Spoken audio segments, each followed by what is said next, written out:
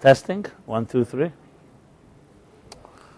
Okay, it's called the old plug into the plug trick, whatever it's called. Okay.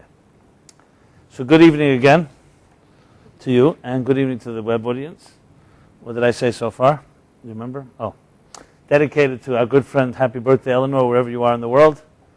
And we already greet each other since it's just 2 weeks before Rosh Hashana, Hashana tovah. A very blessed year for everybody here and everywhere, materially and spiritually, with good health, and parnasa, which is a livelihood, should be showered upon everyone in great abundance. And the wisdom, know how to use your gifts. That's my short blessing as we open tonight's class. So tonight the topic is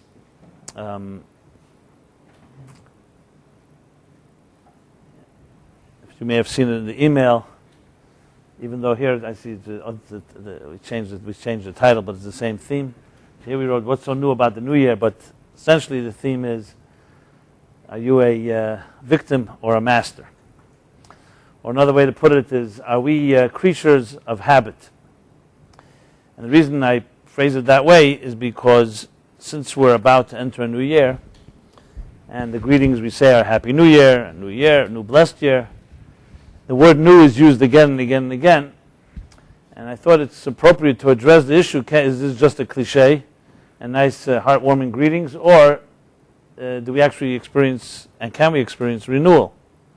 Because the fact is, the philosophical quandary is this: human beings are mortal, and as mortals, we know the arrow of our life goes one direction, and that is we age and we erode. I don't mean to sound pessimistic, but we go through changes, and you cannot turn the clock back. So the whole concept of renewal, even though it sounds so appealing, and we love the idea, but is it actually practical? So when you're dealing with, for example, plant life, or other forms of other species, or other forms of life, so there is a regenerative process.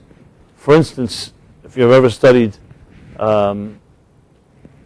the forest cover, how vegetation works, when there's, let's say, a forest fire, or some other devastation destroys parts of nature, so nature has a certain regenerative, built-in inherent regenerative process that it goes through a rebirth. And this is true for many parts of nature. However, when it comes to human beings and other mortals, we don't really have that. We have that in certain elements in our own bodies. There are parts of the body that will grow back and regenerate themselves, but not in the aging process. It doesn't work that way. The fountain of youth has been searched for from the beginning of time, but no one's ever discovered it. So the fact is, we humans are subject to the effects of time and space, and as a result, a very basic question is, how can we even tell somebody that you can experience renewal when the fact is we don't renew? We get older, and we age, and we make our mistakes, and often those mistakes can leave long-term scars, and we can't turn the clock back, as I said earlier. So to say Happy New Year, renewal, become a new person, it's all nice, but is it actually practical? Is it doable? Is it achievable? Now, obviously, I wouldn't set up this question if I didn't think the answer is yes, because you're not coming all the way here to tonight just to hear a depressing message. I don't need to tell you that we're all aging and dying. You don't need to come to MLC to hear that. So clearly, they say, question of a wise person is half an answer. My point of asking the question is that you want to really get a good answer, you cannot ignore certain realities. So as I said, people can pontificate and wax eloquent about the idea of renewal and hope and renewed hope and so on, Rosh Hashana, Yom Kippur, or whenever, any time of the year, but without addressing the big question, which is it truly possible, both scientifically, medically, naturally, we really don't have an answer to we can't really address it unless we take this by the bull by the horns, as they say. So that will be the theme of this evening, which I think is very appropriate pre-Rosh Hashana. And bottom line is, can we access something that does achieve renewal, and what can we do about it? Now, I just spoke about it so far from a purely called biological level. If you add the psychological, emotional level, the question just gets compounded. So we'll add a few more questions before we get to the answer. The next level of questions, as we'll all identify with, is even more than just the basic aging process, which is not reversible. That came out an interesting way, right? Irreversible, right? And that is the emotional psychological realm. As I mentioned before, many people would tell us, sociologists, psychologists, that we humans are essentially creatures of habit, which means our routines grow into patterns, and patterns grow into long-term habits that are extremely difficult to break. So yes, when you talk about a newborn child or a child in its early formative years, we see a child has a certain resilience, dexterity, flexibility that the child can adjust to different situations, new situations. Even on a physical level, when you see a child, for example, God forbid, fall down, their bones and the bone structure is very soft, very tender, and therefore is not prone to breaking or stuff like that. Things haven't hardened yet, both physically and also, of course, emotionally, psychologically. So a child is impressionable. One of the analogies I like for this is always a very vivid analogy, is like a warm ball of wax. A warm ball of wax is very impressionable, and every experience in our lives as children is like an experience that gets embedded in a warm ball of wax. As the wax hardens with years, those experiences become scars, or even wounds, or positive impact.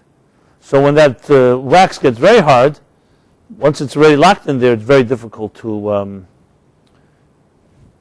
correct or to change. So in a sense, you can say we're all that way. We began as this very warm ball of wax, very, very flexible, very malleable, adjustable, and then the influences on our lives, beginning with our parents, early childhood influences, education, I mean everything basically. Every interaction somewhere leaves some impact. If it's positive, then great.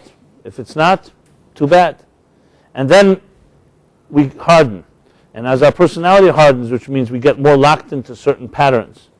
Some psychologists say, child psychologists, that by the age of 7, 8 years old, most of us have already developed the way we'll solve problems. Yes, it's still in an infant stage, very minor stage, but the basic principles, the basic approach to problems has already been established. Can it still be changed then? Of course, because when you're 7, 8, you still have ability to be retrained. But if you're not retrained, and you continue in that pattern, as we get older, it'll grow onto us until it becomes what we call second nature. To the point that it's very difficult even to distinguish between first nature and second nature. Meaning, like in the Hebrew there's an expression, hergel nasa teva. Doing something repeatedly, repetition becomes nature. Sometimes the expression is nasa teva sheni, comes second nature. But it becomes very difficult to distinguish. The boundary between nurture and nature is very blurred, especially in early formative years. So if you take that into account, our emotional experiences long before we had control over them, and who controlled it was our parents and adults and others that impacted us, then you could really wonder, how can one achieve renewal? How can you really go back to a point when the wax was warm? You're no longer a warm ball of wax. Now you are a personality, for good or for bad. It has its strengths too. You're an adult. An adult has developed a certain approach to things. Sometimes it's a proven successful approach. Not easy to challenge yourself, which is of course why as we get older, it gets more difficult to even be in a relationship if you haven't been in one, because you're more locked into your ways. Doesn't necessarily mean your way is a bad way, but the more you become invested and the more you do something, the more you get used to it, the more you become accustomed to it, the more it becomes part of you, very difficult to separate. And I don't say this in any negative way. That's why, let's say, take two 60-year-old people. never been married before, never had any relationship before, each one just lived alone, it'd be a lot more difficult for them to adjust than, for example, would be 25-year-olds. This is I'm not saying it in any way to depress anybody here. I know nobody here is 60, so it doesn't make a difference. Everyone here, it doesn't look older than 30. Okay? Philip, 31. Okay, 32. So the point being, and this is a simple logic for it, because when you've lived alone, you've developed an approach to things. And I said many times it's a good approach. It's a healthy approach. Approach to how to spend money, an approach to how to solve problems, approach how to even organize your home.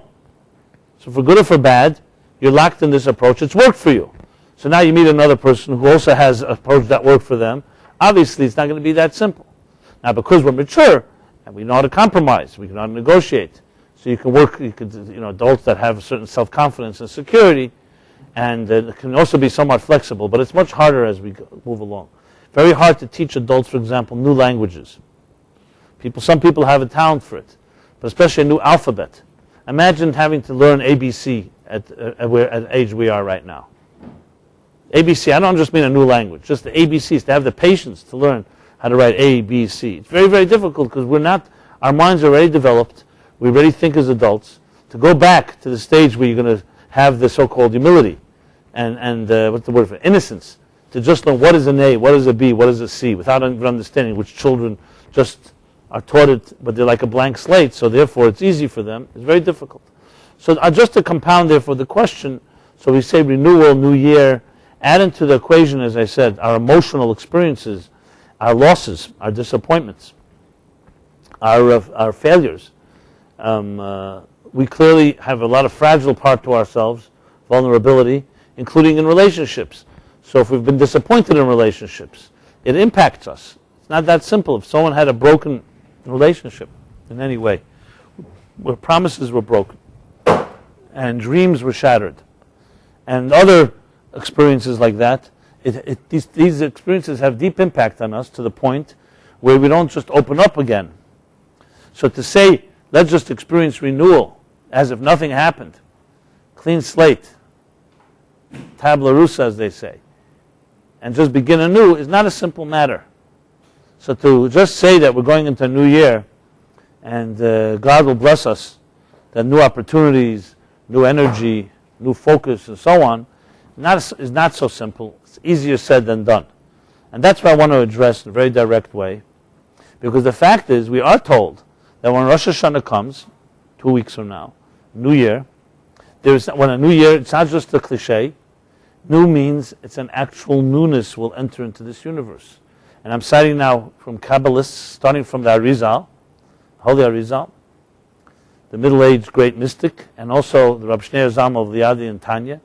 They both basically state the same thing. They say on the night of Rosh Hashanah, the eve of Rosh Hashanah, as the year concludes, the entire universe on a cosmic level goes into a comatose state. Everything that goes into a certain type of spiritual sleep. And it waits in anticipation for us, humans, to renew the contract with God, with our architect, with the engineer. And then, when we do, on Rosh Hashanah, a new energy enters into existence. And here's the key line. A new energy that never, ever was here on this plane, ever before. An unprecedented light, an unprecedented energy, an unprecedented opportunity. So never in existence, no matter who and when they lived, ever experienced this. And that's what happens every New Year. So very clearly stated, and more than once, that there's a newness. There is a fresh, complete new start to existence. The challenge is, as I just posed it, that's fine. On the cosmic level, you can say new energy enters into existence. You could say in the universe there's a newness. I mentioned before regeneration. You see it in nature. You see so many examples of it in the animal kingdom where there's renewal. But on our personal level, how do we tap into it? That's the question. So that's a nice statement in the books. But as I said, everything that's human about us, everything that's mortal about us, tends to resist, and I would not just say resist, actually opposes the concept of renewal. Everything in our life does not get renewed. Past experiences haunt us, As I said, the scars and wounds of our childhood affect us. Our natural biological system goes in one direction, ages. So the statement, as I said, is very beautiful, but how does it apply to us and how can we access it? And yet, there are people that do access it. There are people in history and people in our own time that not just read this in the book, but they know how to introduce it into their own lives. I've seen such people.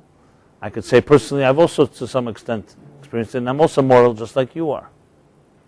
So clearly there's another dimension, and this is the key to the secret to renewal, that is not mortal within us. As I've said many times in this class, in many classes, a key thing in any type of growth is you have to always be ready to challenge your assumptions.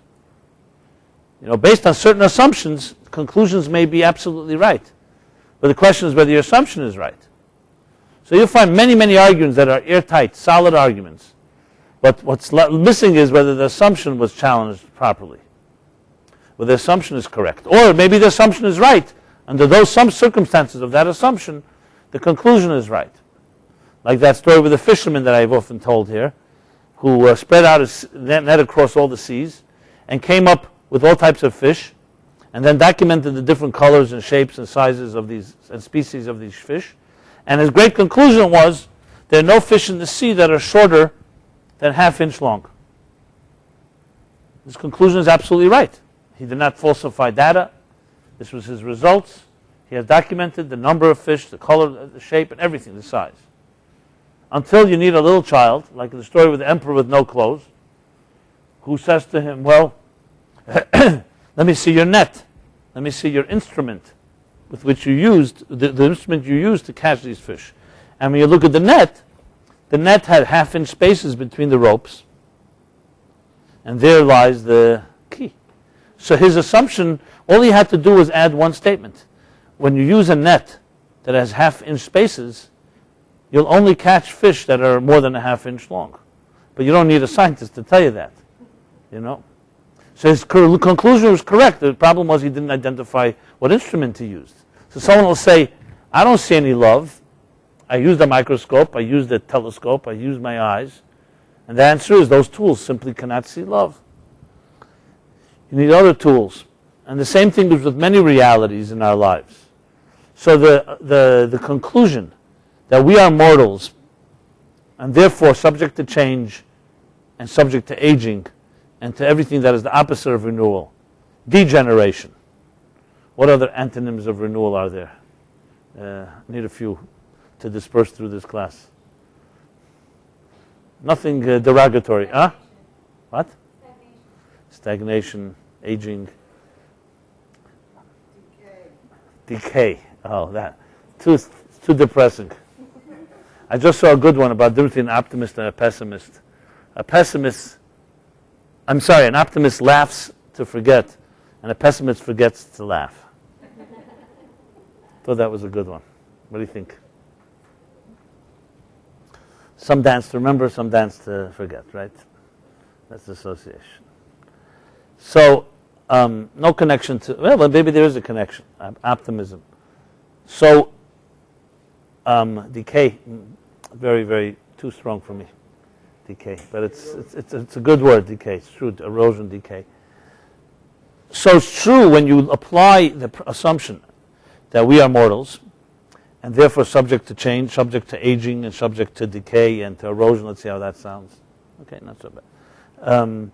So then the conclusion is yes, renewal is not possible. However, the question is that all we are? Do we have another dimension within us that perhaps is immune to this process? And as we'll see, not only immune, but actually works the exact opposite way. So to just emphasize what I'm saying here is, and I use the analogy of the net very intentionally, deliberately, is because the tools we use, that's the next problem with our assumptions. The first is the assumption itself. The second is the tools we use. Just to embellish on that. So you could say, okay, fine. I understand that I have to challenge my assumptions. But then the question is, what are you challenging it with? There you also need tools. Let's say you only have a net of half-inch spaces. What are you supposed to do? How are you going to find fish shorter if you don't have another net? Or even if you have a net that's smaller, what about the real microscopic fish? You may not. There is no net that can capture every microorganism within the water. So you need completely different tools. So in addition to challenging our assumptions, we have to also challenge our tools. And when we do that, we maybe discover new tools. So really this process of discovering renewal, and really this is a formula for any type of growth, requires several steps here. First, the assumptions, and beneath that, the tools. And then within the tools itself, of course, the biggest thing you're going to have to challenge is that big two-word comfort zone. We're comfortable with our tools, and we're comfortable with our assumptions. Because that itself, as you'll see, is the trap. Because as long as you're comfortable with your assumptions and your tools, then you have written your own script. There is no possibility for renewal because you're not even ready to challenge yourself. Where's renewal going to come from? So God can send a new energy into this world and can shower it upon you and your life and your home and everywhere you go, but you're like a closed basket. It can't enter. And I don't mean you, anybody particularly in this room. We're talking, of course, about everybody outside of this room. That doesn't need to hear this. So, in that context, interestingly, this itself is the catch-22.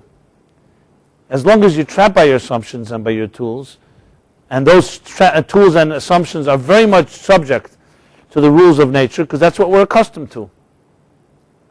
We're accustomed to a world that ages. We're accustomed to be told that everybody dies, and we're accustomed that hopes get shattered and that you can't turn the clock back and you can't change things. You're trapped, you're locked, you'll never be the same. You'll never go back to your innocence of your childhood. I mean, you see this all the time.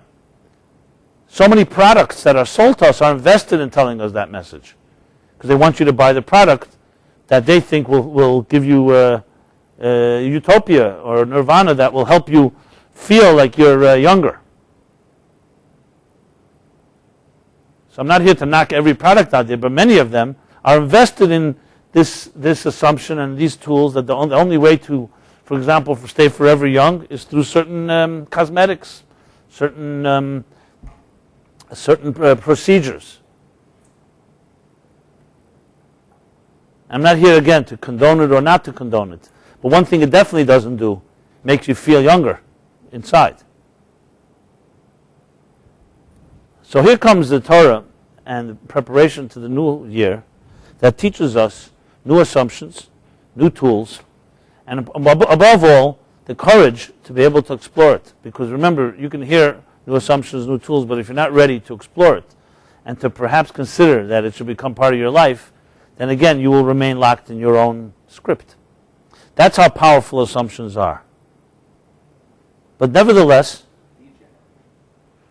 I think I mentioned that one, yeah. But nevertheless, the point here is as follows, as I said before. Even though there is a catch-22 here, however, because we do have another dimension, which I'm going to discuss now, see, even if you are trapped in your own dimension, in your own assumptions and tools, there's still a part of you that is constantly working on trying to wake you up. So it's not about me or anyone else coming to introduce you to a new approach.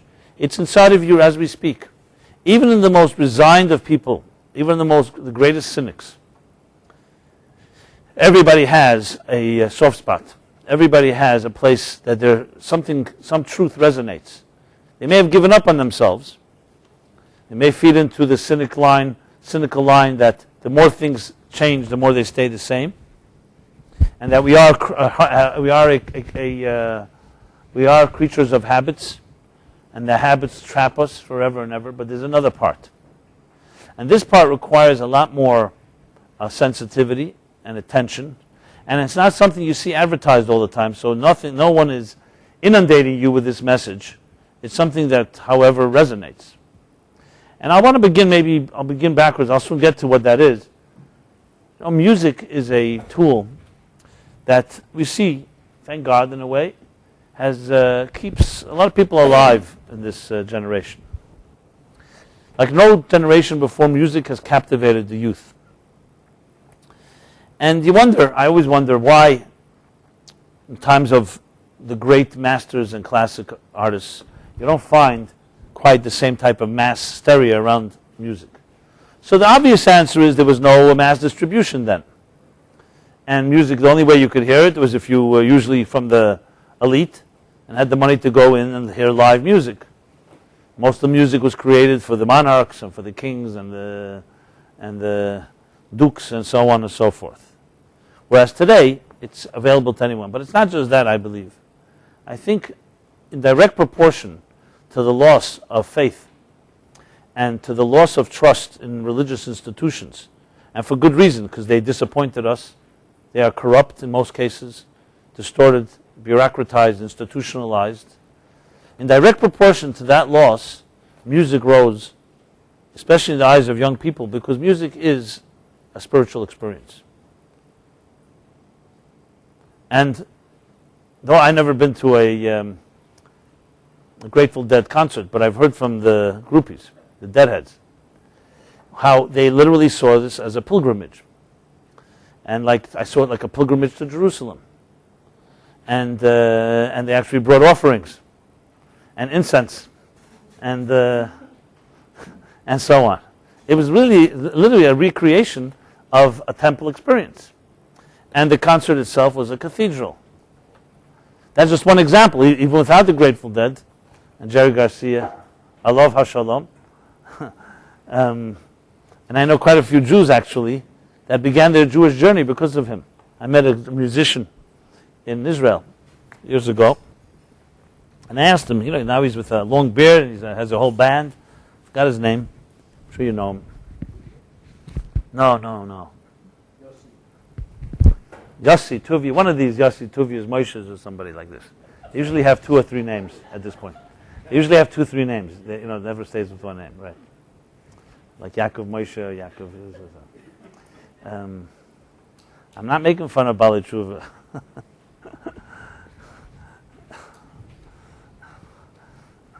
Who am I? I'm a Balavera, as they say. There's either you're a Balavera or a Bal Tshuva, which means you're either a returnee or you're a sinner, essentially. So I remember I asked him, we were sitting, and he says to me that his inspiration began with Jerry Garcia at a Dead concert. And I asked him what touched you about him. He says he wasn't Jewish. I mean, not in any discriminatory way, but I mean, say how did it touch your Jewish soul? He said because it was the first time he saw a genius musician that was humble. Talent like that was humble. He knew it was from God. He felt godly. He saw that that's what he said. And that began, he never thought that way, from musician and talent and genius and especially charisma, and you have all the people worshiping you. It got to everybody's head, and he had that divine humility. I don't know if you ever heard that. You ever heard that? That's what he told me. Then later he met Shlomo Karbach. He has a whole story. It just touched me. I remember it was very interesting. You hear a story like that. It touches. You see, it's like a moment of truth, because it wasn't like he saw some fireworks. He just sensed a truth in this talent. So there's no question that music has an element of soul to it, divine spirituality, and those of you familiar with the mystical teachings about music know that music is actually the tool to soul travel, which I've discussed many times here. That's how souls travel. That's what the mystics, the Kabbalists, Hasidic masters teach, how that through music, that's how a soul travels. We use our legs and we use physical vehicles for the body to move, but how does the soul move? Right now, your soul inside of you right now, what makes it move? Someone can schlep you here and there, doesn't mean your soul's going to move. Your soul will move if it's touched. And music touches the soul. Now, the fact that sometimes we're touched even without music, if someone says something, or you see something, that's just a form of music in a different form. But it's not just words, it's not intellect that touches the soul. It's something that resonates. And if the person who's speaking, or the person who's singing, or some other natural experience just resonates inside of you, it's a form of music. And music has, in a way, maybe it's God's gift to this generation, that if everything else fails, at least there's some final frontier called music that can wake people up. Now, obviously, you can make the argument, well, what exactly does music do for the young people? Does it make them more responsible? They become more ethical? Are their relationships healthier? Not necessarily. Well, it's like with anything. Yeah, you could say the same thing about religion. Does religion necessarily make people better people? That's up to us. But the tool is there. The music is a tool, and you can use any tool. It can either lift you to greater places or become a selfish, self-indulgent experience. Even offerings in the temple could have been self-indulgent. So I'm not suggesting just because somebody goes to a concert or someone likes music, they're suddenly a more spiritual person. I'm suggesting is music is a tool, and it's available. And if you use it right and with humility, and you understand its purpose is to help us become more responsible people, not more self-indulgent and just getting high on it as escapism, then it can become a divine tool in our personal lives. So with that being said, the reason I mention that is because we see, therefore, that there's something about music that does create a certain element of renewal. There's no person on this earth, even though the truth is I have to qualify that. I had a classmate, I'm not going to mention his name, but he just insisted that music doesn't touch him. It's nothing to him. He'd hear music, it was like a deaf person hearing music. Now, even he, as crazy as he was brilliant, but he lived in his head, still lives in his head. But I know why he did not hear the music, because he didn't allow himself to hear it. He felt being vulnerable and being touched by something emotionally was considered to be like inferior. Now, usually people grow out of that. The problem with this guy didn't grow out of that. You know, that's nice when you're 17, 18, and you think that the brain is the only thing that exists. But when you're like a little older, you should grow out of that. You hear what I'm saying, Philip? Time to grow up. There's some people who have the opposite problem. But we won't go into that for now. So the fact is, and here it goes back, go back to the assumptions. There's another part of who we are. If we were stones, if we were inanimate forces, the argument could be made you cannot experience renewal. But we have a thing called a soul. Whatever you think that is, and it's not really important how to define whether our man-made definitions, but one thing it is, it's not mere mortal.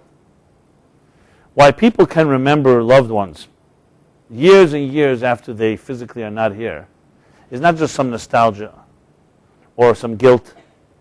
It's because there's a part of that personality that may have passed on that becomes part of who you are, and that never dies. Now, yes, you can take a skeptical, cynical attitude and say everything dies and all the sentimentality and all that is baloney. But I'm not here to prove the point. As I said, resonance is key here. You can convince yourself of anything if you want to. But if you're an honest person, at least you have to challenge the assumption that is constantly being reinforced again and again negatively in our minds, that everything dies. It's not true, not everything dies. So everything I said earlier was all correct based on a certain set of assumptions and rules and tools. Essentially, there's really no purpose to the Torah, Judaism, to God for that matter, and to all these high holidays if there is no, if everything dies. Why would we need a Rosh Hashana? Why would we need a God for that matter? You know, you could say God is a very interesting concept, but God is up there somewhere in heaven, immortal, the creator. We're simple subjects and creatures. We all die, we all age, we all decay and erode and degenerate. Okay, to use all the words. So what connection do we have? Even if one were to believe in God. And this is true, by the way, many philosophers who had no problem with God, that's not such a big problem with God. The problem is, what connection does it have to us? And I always thought of when I was younger, there's the classic design argument for God, which goes as follows, very simple. Every book has an author. Every painting has an artist. Every piece of music has a composer. Every building has an architect. Basically, everything that has some form of design has a designer. No exceptions. So the argument goes, if that's the case, why is that not also true for the universe? The universe is more complex, more designed than any book, any piece of art, any piece of music. Just take one creature on earth, and it's more elaborate and more eloquent than any man-made piece of art, and let alone the entire universe. And still, people do not accept the conclusion that there is a designer to this design, to this universe. And you have Richard Dawkins goes through all of his elaborate brain mind games and others, but practical question. Everything has a, now something's not designed, you could argue, okay, it's not designed, so maybe just chaos produced it out of nowhere. Even that's arguable. But something designed? It would be ludicrous to say this building just came out of nowhere. So the argument goes, well then if God is the designer, who created God? That's the usual one of the arguments. But I'm not going to go there right now. And I always dismiss this argument actually myself, the design argument. You know, it was so obvious and nobody accepts it. But then I rethought the whole thing and I came to a conclusion that the reason that we don't use the same logic with God as we do with every other thing in this world without thinking. You see this, you know there's an author. You see this table, you know someone built it. As soon as it comes to the larger world and nature, not just because it's such a large world. You know, if the whole universe was just a table, you could argue, okay, you couldn't deny that someone put it there. But since it's millions of tables, or billions, you know, you forget about that. But I think the reason is different. I think it's a very emotional reason. And I wish those that deny in God's existence would at least qualify their statement in the name of honesty with the following disclaimer, and that is this. To say there's an architect for this building doesn't cost me anything. To say that there's a composer of the music doesn't cost us anything. There's no implications. To say that there's an author of a book, there's no implications. To say there's a God that designed the universe, then you start saying, well, then he designed me too. Then the question is, am I responsible? Do I have to pay my dues? Trust me that if someone told you that every time that if you if you know that you come into a building and or hear a piece of music or art, that you are responsible to the artist and you have to live a moral life, you'll start questioning whether there's an artist. Because that's already, you know, what do I care if there's an artist? It doesn't affect my life. So who cares? But God makes a difference. That means then maybe I was put here for a purpose then there's responsibility. What do I care if someone tells me there's a composer of music, I never saw him, what do I care? Yeah, pay a little royalties, fine. But I have to change my whole life and become a responsible human being. Guarantee you, we'd have atheists who would say that all art and all music and all books and everything doesn't have any creator, if those were the implications. So if someone were to say, I have difficulty or I don't believe in God because by believing in God it made me make me more responsible, I would have no problem with that because that's a disclaimer that's honest. But to make a statement that I'm so objective and I've come to an objective conclusion when it's not objective. And I argue also the other way around. Even if someone does believe in God, there's also not objective. There are also implications in that. But you won't find such an honest conclusion. You won't never hear, I never saw it anywhere, anyone ever wrote that. No scientist will have ever written such a statement. That, you know, I have no problem with an architect of a building, but with God I do because maybe it affects me. Just a maybe, I'm not even saying for sure. Why is it relevant to our discussion? Because I go back to the theme earlier. In the beginning of the Bible, it doesn't just say God created heaven and earth. That's nice. But that's just a few verses later, it says something that has direct and what's the word? Profound implications to each of us. And that is that when God says, let us create a human being, he doesn't just say, let us create a human being. He says, let us create a human being in my image, in the divine image. He created a human being in the divine image. That means that it's not just a designer up there in heaven that put a machine in place, like an artist can paint a painting and then the artist leaves and the painting is on its own. And as I said, we may never even meet the artist. The artist may be not alive. The art continues even without the artist there. God said, no, I will put an imprint of myself on this earth. And that's called a human being. Now we are a piece of God, so to speak. Obviously not in any anthropomorphic fashion, but in a metaphorical sense, we are a form of godliness on this earth. So in addition to our bodies, and just to read the verse, which is of course the story of Rosh Hashana, the birth of the human being, Adam and Eve, male and female. So it says God took dust from the earth and imbued it with divine breath.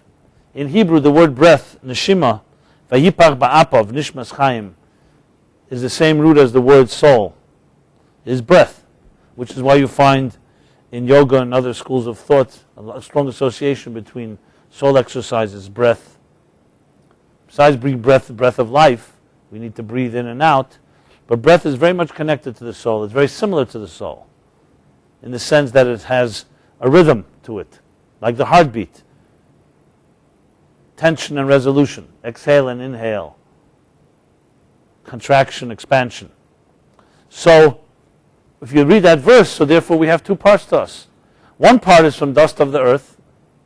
That is definitely subject to change and cannot be renewed.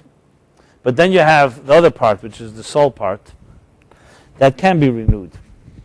And we have tastes of this all the time. I mentioned before music. Why is it, for example, as I said earlier, almost any person on this earth, no matter what mood you're in, play a certain type of music, and for that moment at least, it can transport you to another time and place. Yes, you may after a little while come back to reality, so to speak, but let me qualify. What does reality mean? Who said which is reality? The reality before the song or the reality of the mood you're on in the song? When you learn Hasidic thought, you learn spirituality in Judaism, and you learn it in a very intense way, after a while you begin to wonder which is reality. The one we're accustomed to, or that one that we call escapism. And that's when you begin to open up the eternal springs of hope and renewal, because you access another force. So what I would submit here is this. We are trapped, but it's not an airtight trap. We're trapped in a material world, in physical bodies, and in our own perceptions that continuously, so to speak, seduce us into thinking this is the only reality. There are glimpses and glimmers that we all have in our lives of another reality. And it is direct proportion to how much you allow that other reality into your life that will allow you to experience renewal. If you don't allow it in, you will not experience it. Listen, by the grace of God, you may experience it anyway, but that's already a gift which is hard to rely on. But based on our efforts, it's all about how much you open yourself up to that. And here's another catch-22. Part of the trap of the physical world is about being a taker, is about being somebody that's constantly trying to protect your turf. If you're constantly trying to protect your turf, by nature, you're not in a receptive mode. You're in a taking mode. And the more you're in a taking mode, the more your basket closes. And the more it closes, the less renewal can enter into your life. You all get that formula? So think of it like love. People want love in their lives. But love is a two-way street. You cannot just have love that goes in and nothing comes out. It doesn't work that way. Like if you have a walled city, right, and it has doors in it, a door by nature means you can go in, you can go out. But many of us want to have love only with a door in, not a door out. I want to receive the love and let you in, but I'm not necessarily want to give because I don't want to risk it. That is an impossibility. With a door, maybe, you could let somebody into the door and then slam it shut fast, and not let anything out. Like when you have a situation like that where you don't want, you just let a little in and so on. But that's already playing games, and it requires a lot of maneuvering, and doesn't always work anyway. True love is an open door. Open door means that there's risk and there's vulnerability. You cannot receive love if you don't give love. There's a myth that has constantly trying to be reinforced again and again that people think you can have one without the other. It's impossible. We can create an illusion and waste half our lives thinking it's possible, and I've seen that sadly and tragically. Where a person convinces themselves they could have one without the other. They could open the door and only let things in and not let anything out. But then they're not really receiving love and definitely not giving love. Because remember, if nothing's coming out of you, where are you letting things in exactly? To a certain compartment, but that's not you. Because you are not there. You have not allowed yourself to be there. And this is a big issue, especially in therapy, people who deal with relationships, challenges. will often say, especially those that have really worked on themselves for a while, called more sophisticated or advanced, what we call it, clients, therapies, not therapists. Is there such a thing? On the receiving end, who have developed many tools, will acknowledge this statement, that what I do is, I have two parts to me. There's a part of me that I open up for love, but there's a part of me that nobody ever enters into because it's too dangerous. When you come to that type of awareness, you're already better shape than if you don't even know that. But that alone tells you what's happening. It's not like you've opened up to love. Yes, you've created a certain so-called area where you allow love to play itself out, but you're not really there completely. And you see this very often, especially people who have been hurt and wounded deeply, where there's two parts to them, and it's almost like an out-of-body experience. Yes, they can love, but you don't have all of them. And sometimes they're so sophisticated they can fool their partner. And that's not even malicious. It's not fooling intentionally. It's a way of protection. People who are extremely sensitive can sense it very quickly because you sense the person is not there completely with you, especially if you really care about that person. This is just one manifestation. So when you talk about renewal and experiencing, there is a certain element of going on the limb. You have to be ready to do something that is not going to be comfortable, as I said earlier, and may be a little risky. But there's no way around it. I'd love someone to give me a better formula. It doesn't work that way. The good news is the following, and that's why it's so vital to understand what the soul is about. You're not really going on the limb because you do have a soul, and that soul is eternally connected with God, and therefore you always have someone with you, God. And I don't say that just in a religious sense, do it by faith. It means a true force that can work on you. And you'll ask people who've suffered greatly in the most difficult times, and they've come through it, they'll tell you there was a force that helped me. Whatever you call that force. The 12-step program is the first of the 12 steps. But there's all kinds of names for it, and it doesn't necessarily have to take on religious shape or form. And I'm saying that only simply to make it easier, because we don't have to.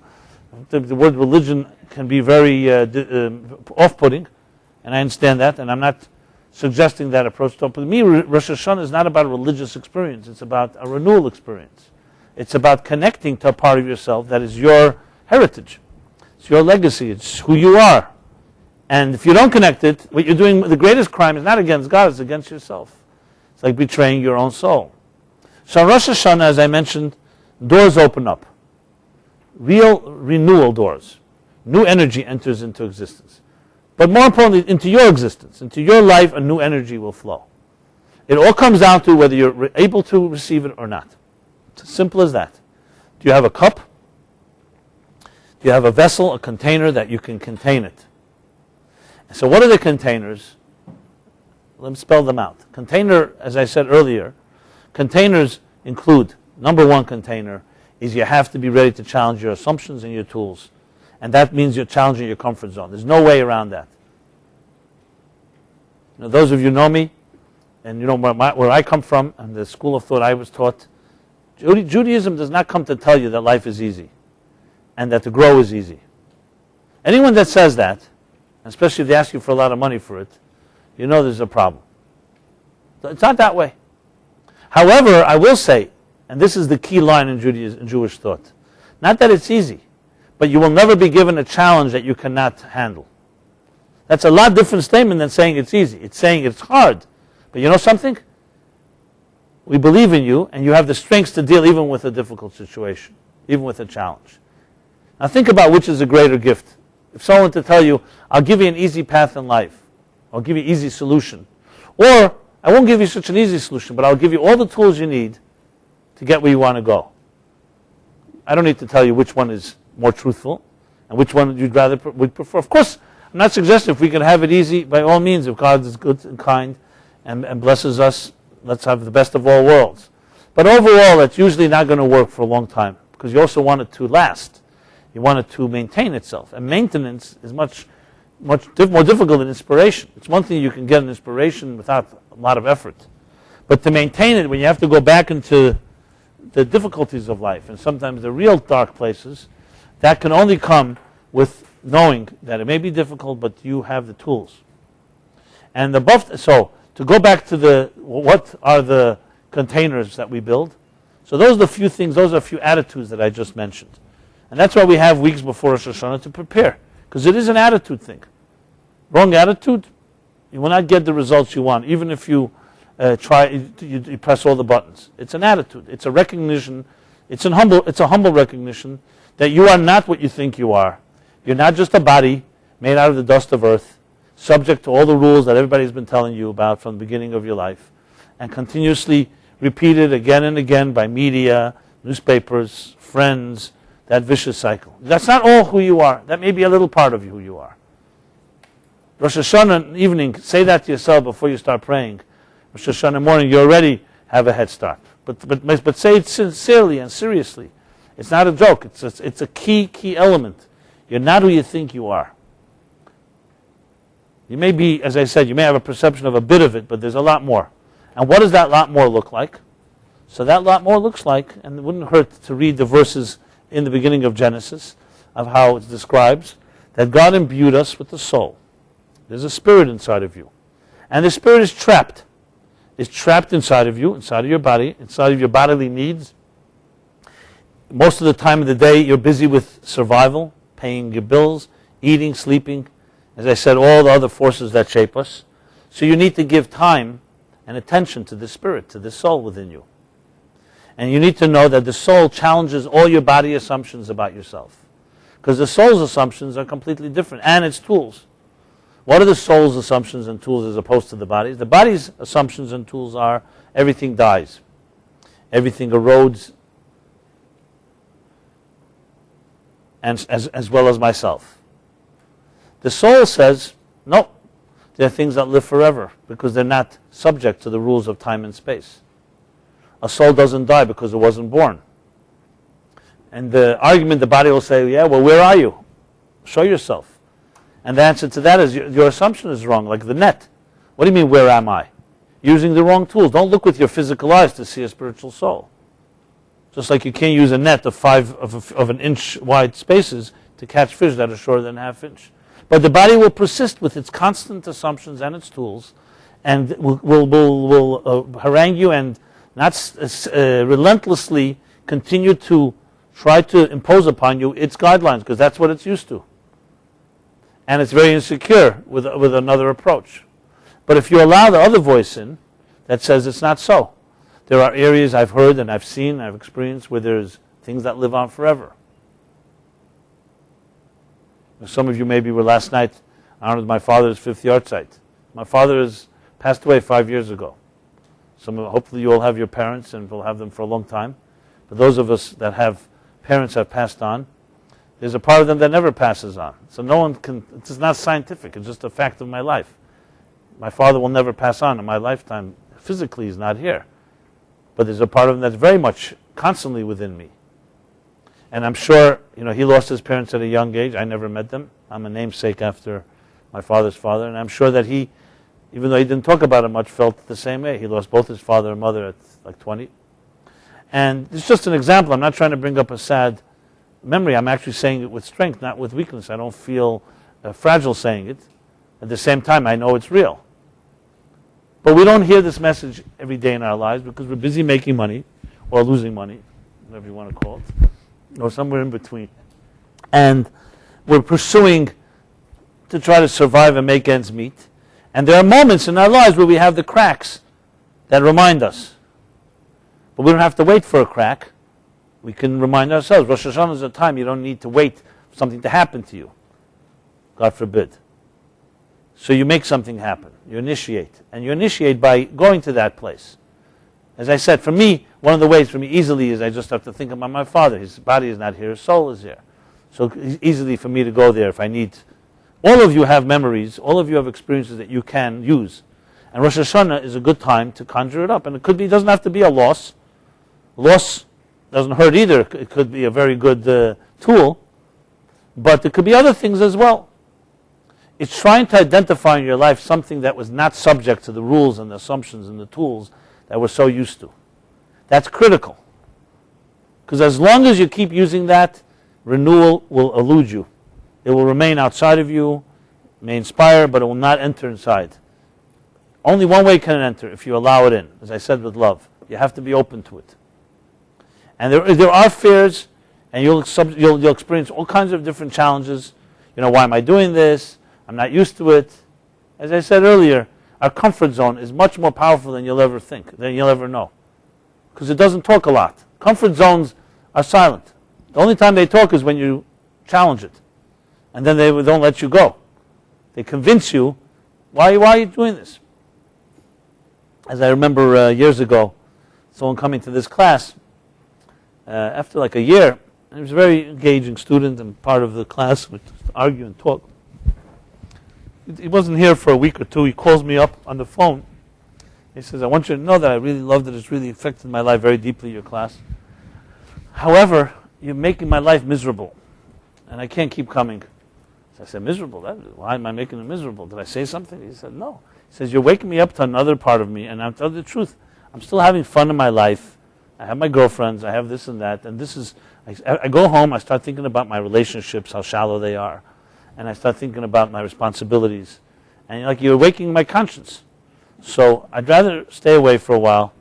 Again, I love what you teach and so on, but I need a few more years of my ride, then I'll be back, Which it just was so, he was so brutally honest, it was like hilarious. Anyway, I guess he couldn't resist. Or maybe one of his relationships went sour, whatever it was. He came, and he came a few weeks later. So, without mentioning his name, I said, well, I want to thank somebody here tonight, because he gave me the greatest compliment of all, that I make his life miserable. So I wish I make everybody's life miserable that way. It was very interesting. Actually, when Stephen Dubner, who worked with me on when I wrote Toward a Meaningful Life, he worked for me. I hired him to help edit the book. So now he's surpassed me. He's the co-author of Freakonomics, Super Freakonomics, and Super Freakonomics. So I remember he was the youngest. Some of you may know his story. He was the youngest of 9 children, born to 2 Jewish parents who converted to Catholicism in the 50s. So he wrote later a book called Turbulent Souls, which I think recently came out with a different name. And so I was at his wedding. He married a good Jewish girl, because he, later in his life, when he met me, he was already rejecting Catholicism and coming to Judaism. So he married a good Jewish woman. He has 2 children, named his son David, named of his father who had converted, who grew up in Borough Park, mind you. And it's a very bizarre and fascinating story. So at the wedding, he asked me to say a few words. And I shared the following. I said that when me and Stephen were working together, so we were working on the chapter called Love, Relationships with Love. And I remember he called me, it was late at night, he said to me, you know something, you're destroying my whole romantic life. Because I'm living with a girlfriend, and every day I'm reading what you wrote, and I'm editing it, and at some point, I'm saying, none of this fits to my relationship. So basically it destroyed his whole relationship. And that opened him up to finally meet the woman he married. So I shared that at his wedding. I thought it was very appropriate. I shared it tongue-in-cheek, but that was the interesting story. So it's about seeing perspectives that are sometimes going to challenge your axioms, and as I said, your assumptions, and above all, your comfort zone. And when your comfort zone is being rattled, send me a thank you letter. I didn't mean it that way. I said when your comfort zone is being rattled, no, rest assured, you're on your way, a good way. Things are happening. So this is the real paradox. Are we going to feel happy when our comfort zone is shaken? Very few people can answer yes. Unless even people, by the way, and I've seen this too, whose comfort zone is pain. There are people who have a very high threshold to pain because they're so accustomed to it. And when they don't have pain, they think it's an anomaly. There are people who've been abused or hurt in life, especially young children. As adults, they expect to be hurt by somebody that loves them. I know it may sound weird to some of you, but those that know about this understand. Because that's what they expect. That became their standard. The standard changed. So sometimes even a comfort zone like that, they don't want to get out of. Can you imagine a person doesn't want to get out of a comfort zone that causes them pain? Because they've gotten used to it. It's like being used to toxic air. and fresh air is threatening and different. And suddenly you have to use more of your lungs. It makes you cough, etc. Or use other examples. I mean, there are many, many examples. We all have this area of our lives. There's a comfort that will be challenged. Sometimes that comfort zone can be unhealthy. Now, of course, a comfort zone that looks healthy and feels healthy and is not painful is obviously much harder to shake. Because you say, hey, why should I get out of it? Just because I heard a nice talk about Rosh Hashana and New Year's. Which is why the sad reality is that sometimes it's only loss and pain that does shake us out, because nothing else can get a person out of a comfort zone. That's how powerful it is. But the good news is that Rosh Hashanah, we have additional asset, an ally. New energy enters into this world. So that's number one. It's there for your taking. So it's like an opportunity. So think of it being invited to a party that you will not be invited to again. And either you're going to get the gift and take it, or you're not. And it's a whole year. You're not going to get it again later. And whatever comes the next year, Rosh Hashanah, is a new energy, a new light. So the one that's coming in 2 weeks, is coming in 2 weeks, and that's when it descends. The idea of being able to appreciate it and opening yourself up to it, and knowing you have this ally, and knowing that you have right now within you a soul that is desperately waiting for you to free it, is an additional incentive. Because it's like a child inside of you that wants attention, that wants to be freed. So what's the trap? We are our own worst enemy because of our habits, of our routines. These are some of the containers or some of the tools that I have mentioned. Now obviously when it comes to the high holidays, we have additional tools. We have the blowing of the shofar, which if anything is itself a wake-up call. Just think of it as that, nothing else. Some people asked, I just saw an interesting thought. Some tzedek asked this. He says, why is it not enough? We say we pray all year round. You know, we know that prayer is reaching deeper into ourselves and into God and ask for everything we need. Why is it that we need suddenly a shofar? Why can't we just pray with more intention, with a deeper kavanah, and more soul, more heart? Why do we need the ram's horn, a sound outside of us to wake us up? And it's a very practical but very profound answer. He uses the Talmudic statement that says, Ein chavush mater es atzmei. A person who's in fetters, trapped, tied up, cannot free themselves. When you're tied up, all bound and gagged in all direction, the whole point of being tied up is that it doesn't let you untie yourself. Or if you're in a deep pit, you can't just climb out of it. Psychologically and emotionally, it's very obvious. When you are trapped by your own reality, by your own perceptions, how can you free yourself? So he says that all year round, this prayer works, perhaps. But Rosh Hashanah, when you want to really free yourself and get to a whole other place, you need a sound from outside of you. It's like someone throwing you a rope. So the sound of the shofar is like a tool that brings something from outside of you that helps you, obviously, free yourself. And then it awakens within you the tools you need. So a shofar has that type of power. And in truth, you could apply, even though he doesn't say that there, but you could apply this to all mitzvahs that we do. You know, why not just meditate on these ideas? No, but Rosh Hashanah asks us we should eat apple dipped in honey, other customs. If you want details of a lot that I'm speaking about, I don't know if you've seen this book, 60 Days, those of you familiar with it. So this book, I go through as like a workbook of the 60 days from the beginning of Elul, the month before the high holidays, all the way through to the end of the high holiday season. So here I have many of the customs and traditions, but overall, see them as tools. Why do you need a shovel? Why can't you just dig up a hole with your hands?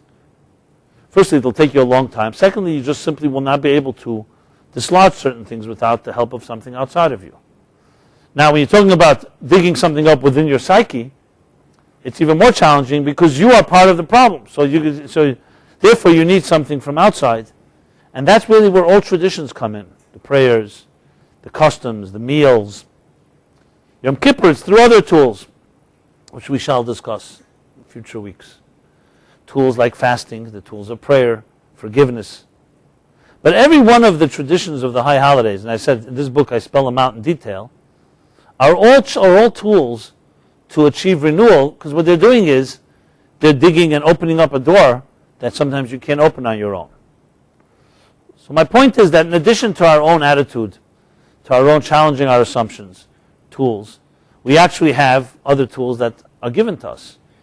And during these holidays, each one of them helps us access something deeper. But the key is not to just see them as mechanical tools, but actually tools to help you get to that point. Because remember, it's all tools to help you.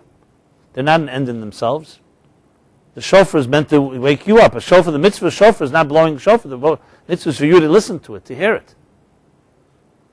Someone just to stand in the middle of a forest and start blowing a shofar, there's no mitzvah to that. L'shmoya, to hear the sound of the shofar. Actually, the word is yedei tzruah, to appreciate the secret of the sound of the shofar. So, shofar is one example, and there are many others that are all about having something outside of you, helping access something inside of you that you can't access on your own. And then once that comes alive, obviously it's very much part of you. That's why you don't continue to blow shofar. Shofar is a wake-up call, but then you have to wake up. And another tool is each other. We have each other. When we talk about these ideas, and we know we're in the same boat, more or less, and each of us is trapped in some way in the dust of the earth, in the body, in those assumptions I've been discussing, but we can talk about it. So it's like two people can lift the weight more than double each of them. What I mean by that is, if one of us can lift 100 pounds, the other another 100 pounds, two together can lift more than 200 pounds. Where does that extra power come from? It's called synergy. In the Kabbalah they call it ha'el al kulana, the energy that is more than the sum of the parts. The example given for it is, take any word.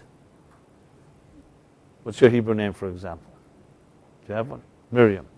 So Miriam is made up of 4 letters, mem, resh, yud, mem, in Hebrew. So the mem itself is just a letter. It has many meanings, and it could be part of many different words. The resh itself is also, the yud. But when they come together, they create something more than the sum of just mem, resh, yud, mem. Well, in English, the same would be true. In other words, a word is not just the sum of the parts of the letters. It has a meaning now.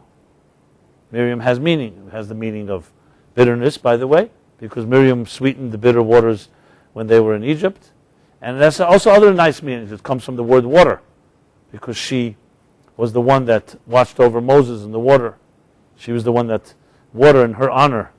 The Jews for 40 years, since I'm talking already about it, were blessed with water in the midbar, in the wilderness, and many other meanings. So a word, like an example of synergy. So when we sit here and discuss a topic together, we give each other power. Similar to what I said earlier, sometimes you can't free yourself, others can do so. So we free each other, and you help me a little and I help you a little. That's how it works. But that means that you have a few people, conscientious people, who compare notes, share ideas, share experiences, which is why it's so beautiful to sit around a Shabbat or a holiday table and talk about these things. In addition, obviously, to all the other activities we do, because it creates a power. Because remember, part of the dilemma, part of the illness, is that we've also reinforced within each other all kinds of negative images. So one of the great ways to redeem that is by reinforcing within each other positive imagery. So much part of the problem is, as I said earlier, is how the reinforcement, how peer pressure, advertising, the constant repetition of certain ideas, certain assumptions, which are not necessarily true. So one of the ways to challenge it is to have a like-minded people, kindred spirits, that that agree and share a different attitude. That's how you create a revolution, a grassroots revolution. This is why we sit here. So, selfishly speaking, 30 years ago, or whatever amount of years that we started this class, I'm doing it all for myself here. I need you to get out of my own trap. I didn't know if you knew that, but I decided at this point I might as well just spill the beans. But I hope you use me selfishly as equally. If we all do that this type of selfishness, we'd be a better world. So we do need each other, and we do help each other, because even though you might be trapped and I may be trapped, but you're not trapped like I am, and I'm not trapped like you are. So you can help me and I can help you, because each of us has something that the other may not have, strengths, weaknesses. We all have our own challenges. I have learned tremendous things from people who've suffered greatly. I was blessed. Everyone has their little suffering, but not suffering that I've seen in my life. I've learned the most actually from people who have gone through the hardest times. But then also you learn things from people through good things as well. So this isn't just a deifying, worshiping, or a celebrating pain. I leave that for Leonard Cohen. But the point is that we have many tools at our disposal. But above all, it goes back to what I said earlier. If you don't open yourself to it, it won't happen. There's no way you could have shared conversation if you're not in the conversation. You know, I know the question I'm often asked when I share these ideas. Someone says, "Well, what happens if I have a friend or a close friend that just doesn't go to these type of conversations? You open a topic like this, they're not interested." Well, first of all, as I said, since we're using the word selfish, maybe you should bark up a different tree and find a different friend to talk about these things with. I'm not saying to write that person off, but if you need support, you know, sometimes it's harder with certain people. Find somebody that you could speak to. Secondly, I don't believe that any person is beyond hope. Everybody has their opening. I always say to people, if you have friends like that, always be kind and loving, and always be there. Never know when the person needs you. You have to also know how to balance your time, because sometimes people like that can be very demanding, clinging, and needy. And you have to know when you can be there for them, when you can be. You can't save everybody, so to speak. So that's another discussion, case by case, how we deal with different situations.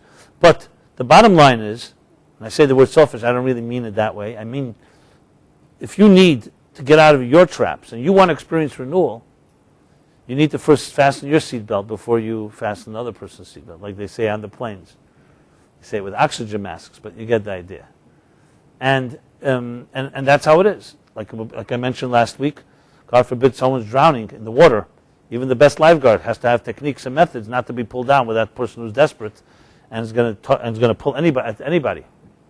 So, at the same time, we cannot be what they call a tzaddik in pelts, which means a righteous person dressed up in a fur coat. I know that's not a good analogy for the summer, especially the summer we had here. But nevertheless, the idea, just self-protective, just to keep yourself warm. But when it's cold, you also light a fire in the room. I mean, not an arson type of fire. I mean, like a fireplace. Not to burn everybody up, but God forbid, but rather to warm not just yourself, but others. So it's a combination of helping yourself, helping others. It's a balance. It's not easy always to find that balance. But it's important to know that sometimes your key to renewal is your comfort zone may be taking care too much of yourself. So sometimes that's the thing you have to get away from. Sometimes it's the opposite, completely neglecting yourself and you're always busy helping others. And that becomes your comfort zone. Whatever your comfort zone is, bottom line, it's not good. Let's put it that way. Let me rephrase that. It's not that it's not good at all. We all need our comfort zones. We all need our measure of denial. But if you're trapped there and you're stuck there and it's airtight, you're in trouble. I can tell you that. If not today, tomorrow. Not tomorrow, the next week. So we all need a base. I'm not suggesting cold turkey. God forbid a person just releases and lets go of all their comfort zones and all their crutches and tools. But like climbing a ladder. You don't have to climb 20 steps at a time. But climb. To climb, you have to move your foot up from a level that you've been comfortable with to go to the next. So if you think about climbing, it's a very interesting analogy. If you climb properly, you don't have to let go of the past before you go to the next level. But you also can't stay there. So it's like having one foot to the next level while you still keep a certain security on the previous level, and then you move. So it allows you to go with a certain type of pace. And that's why when you go into the high holiday season, especially through Elul, you find it's not just about one day you do it all. It's a journey. That's why, like in this book, 60 Days, it's a journey. Every day, a step higher, and you're still one step from the past. The next day, that past is gone, you're ready for the next. It's a progressive approach. The Jewish calendar is very much structured like that. And then, even when you get through Elul, there's the second half of Elul, And there's after Chayil, the 18th, and then you get closer to the Slichas, the prayers we start saying the week before Rosh Hashana approximately, and then Rosh Hashana, 1 day, 2 days, the 10 days of Tshuva, Yom Kippur, and even then the 4 days after that into the holiday of Sukkot. It's a progressive approach which allows you to assimilate and integrate your new experience. So again, not trying to create fear where you just have to simply let go of everything and you're a completely new environment. Not that that per se is always necessarily bad. That's case by case. Some people need that too. But overall, generally speaking, you go yelchem l'chayil l'chayil is the expression. You go from strength to strength. You go level to level. Generally speaking, you don't necessarily jump. There are times we need to jump. There are times where we're forced to jump, especially in times of crisis. But overall, the healthiest approach is like the seltzer bottle approach. You know what that means? I trademarked that. Seltzer bottle approach was at this class here, not in this room, but in a different place, where we used to have seltzer bottles on the table. But then it got dangerous. So, and as in somebody opening up a seltzer bottle a little hastily, because they were very thirsty, and instead of the bottle, the seltzer ending up in the cup or in the mouth, and then ended up on the person's entire body, you know, not the entire bottle, but I guess was really charged up, and I decided to give a class that night on the art of opening up a seltzer bottle, which turned out to be a vital human lesson in the human condition. And the art is as follows. Not that I follow it myself, but it's always easier to preach. I try to. So a seltzer bottle, you don't know how much pressure is in it, so here's the key secret.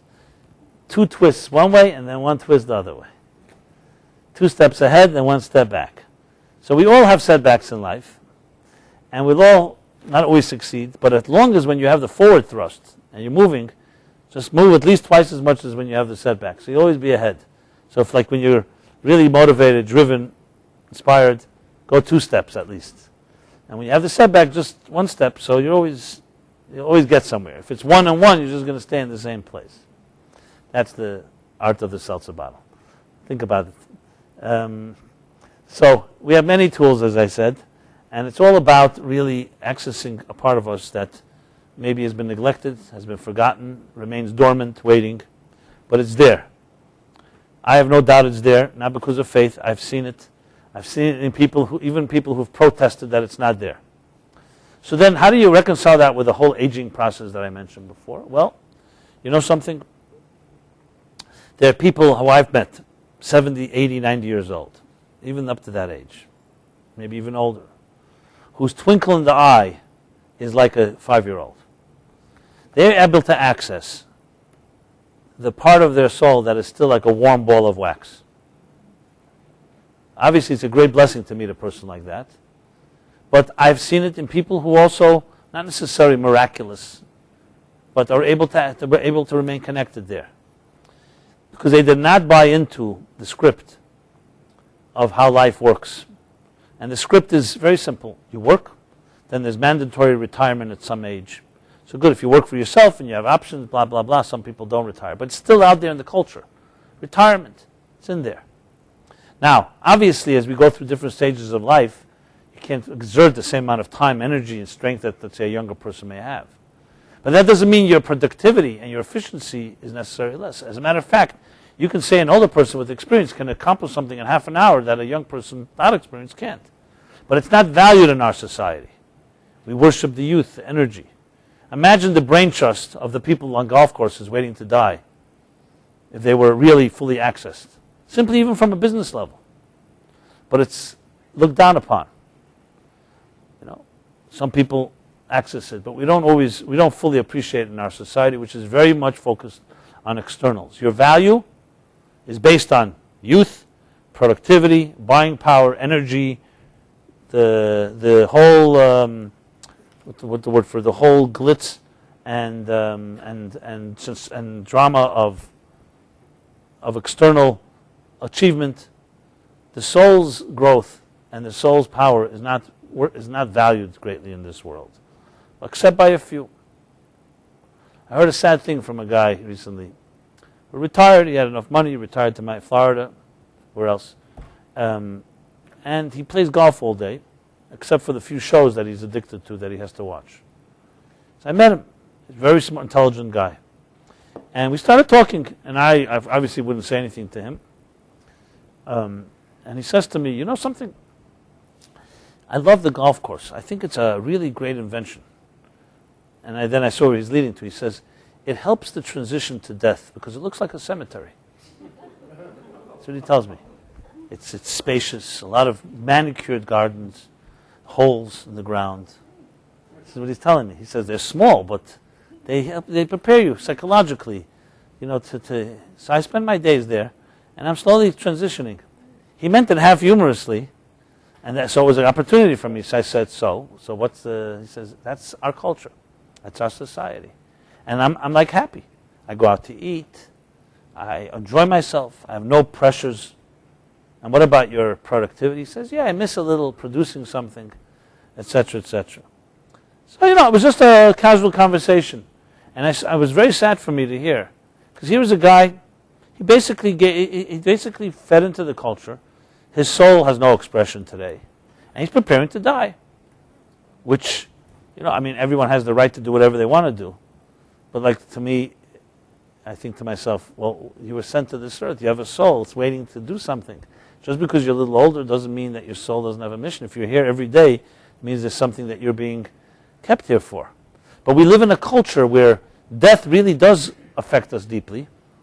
And I'm not saying we think about death all the time. It's not a death culture. But another way, it's like escaping death. So it's those early years, use them well, etc., etc. And life is driven by these cycles, by material, physical cycles. Now, am I saying that one shouldn't save for retirement and you shouldn't prepare for aging? Obviously, as one ages, there are new challenges. But the soul has been completely forgotten. Nobody has a plan for the soul and the soul's future. People like this have unbelievable strengths because of their life experience. Even their egos are not there quite the same way as they were when they were in the rat race. So you can get a certain wisdom from people who are a little beyond the pride and the egos and the battles that take place, the petty battles that when you look back, realize how significant it is. So I'm not here to say we can just change the whole culture, but at least free yourself to don't think that this is the only option. That's why I said assumptions are very, very complicated, because assumptions are so deep that you sometimes don't even think there's another option. Some people don't even think it's an assumption. They say, this is a fact. I have other things that are assumptions. It's not correct. You have to first challenge whether your facts are maybe assumptions too. That may not be the entire picture. So we have our work cut out for us. Okay, so that's why some people spend a lot of time in Rosh Hashanah in the synagogue. I wish it was that way, that people spend time to discover these parts in themselves. So I think I covered, and I continue, there's many, many angles to this. They say at some point you want to trust that all of you have that soul inside of you waiting to be released. And here's the time. Now we have the time. This is the time of the year that's easiest to do so. And it opens up doors. It opens up possibilities that you may never have expected. I look at myself as I age, so to speak, because I've grown up in such an environment where one has to challenge, and I challenge my own comfort zone. I've assumed upon myself responsibilities that a lot of people would wonder why. I've achievements. I could always build on those achievements, but I've gone into areas that are beyond things I've done in the past. And I say beyond, I mean like really new initiatives. Some are very challenging, very overwhelming, but I know in my gut, even in the difficult times, that there's the price you pay now is going to result in great results. You don't always see how. You don't always see, but I know it because I've seen it in history, I've seen it in people, and I know it in my own soul. But obviously every one of us has to have our level of courage, the things that you take upon yourself. So it wouldn't hurt. Another tool is to make a resolution. I know that word is, I loathe New Year's resolutions. But what other word can we use for it? Commitment. To take on something new that you're going to do this new year. And do it in a way with a commitment with somebody else so you can't back out. Let's do this right. And when you do it that way, it opens up something. And it could be anything. It could be something that doesn't have to be dramatic, but something consistent. Consistent is a key word. That way it creates a new habit, it breaks old habits. Not just I'm going to do one thing once, but a type of consistency. So it develops a new pattern that you didn't have till now. And every new resolution opens up new doors as well. So there you go, that's another tool. And as it could be something, hosting at your home, something that once a month or once every few months, a nice event, inviting guests, Shabbat table. I mean, there's so many different things. I can go through the list. I'm sure you can come up, just apply yourself. It could be many, many things. This Rosh Hashana, Yom Kippur, maybe invite a coworker, somebody who's cynical or skeptical, to a good table or to a good service. I mean, go on and on and on. Things that we can do for ourselves or for others. Obviously, anything that is charitable, whether it's financially or other type of commitments, are very much part of this month. It's all about actions that sometimes even that hurt in a good way, that cause us to get out of our pattern, get out of our habit. And that's the final thing I'll say right now, among the many different ideas I've shared. I don't like to use the word final, so let's not use that word. But at this stage of the game, we shall talk obviously more about this in the coming weeks. And I want to, again, as we opened the class, dedicate it to Eleanor, such a dear friend of ours and supporter, and has helped us tremendously in many different ways. I give her a happy birthday for her birthday today. And wish all of you, as we enter we've entered already, but as we get closer to this new energy that will enter this universe, that we should open ourselves up to actually appreciate it, and it should actually truly create renewal in your life. And whatever area of your life that you need it most, whether it's in relationships, renewing a stagnant relationship that should not be stagnant, or finding something really new that's not renewing, but actually finding your soulmate once and for all. And it could be renewing of channels of parnasa, as I said, livelihood, especially in these challenging economic times for people, or areas of health, areas of inner peace, dealing with some of our scars and some of our psychological challenges. So whatever area it is, this is a period in time where the channels are open, the doors are open, and it's what you do with it, your attitude, your approach, that can make all the difference. But I still give you the blessing that even if you don't do it all yourself, God should help out. If you open a little of the door, God should open the rest of it, and it should transform our lives. And we should truly have a very blessed year in all ways, as I mentioned. So materially, spiritually, health, parnasa, children, those that are areas of grandchildren, and so on. And my own son recently got engaged to be married. Those of you that know, some of you may know, just a few weeks ago. He'll be married right after, after the holiday season in Pittsburgh, Pennsylvania.